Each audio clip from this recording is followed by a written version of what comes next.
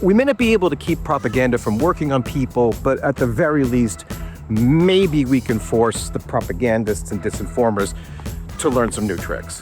Imagine my surprise when I learned that the first guy to attempt this approach was Ronald Reagan.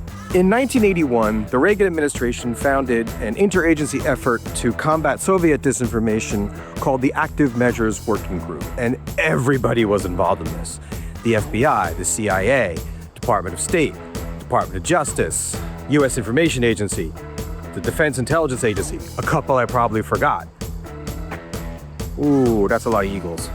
I think this is a record for the number of eagles in a YouTube video that's not about eagles. The Active Measures Working Group didn't just debunk individual bits of Soviet disinformation and propaganda, although they did do a lot of that. Their innovation was to focus on teaching people what disinformation and propaganda looked like and how to spot it in the wild. Their first educational effort was a 4-page explainer on Soviet disinformation and propaganda tactics, which they made available to journalists and congresspeople and heads of government agencies. And then when the time came to debunk a particular story or ask Congress for more money, they could simply refer back to this information that they'd already sent them and save themselves valuable time and energy. I will link to that document in the show notes. They also sent teams called truth squads into countries where the US and the Soviet Union were competing for influence.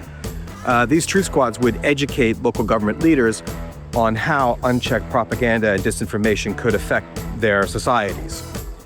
And these efforts were wildly successful, mostly because their presentations were not partisan.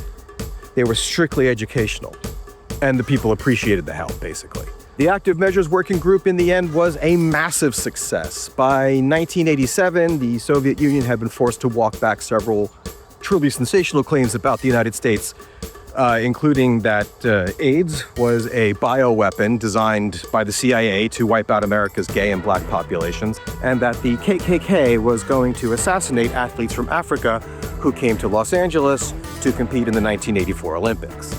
So right now you might be asking yourself, why'd they stop? Why didn't they make these powerful critical thinking tools available to the general public of the United States? Why aren't they part of every school curriculum in the country? I don't know. I have my theories. You could share yours in the comments. But what I do know is that learning how to spot and resist propaganda and disinformation works.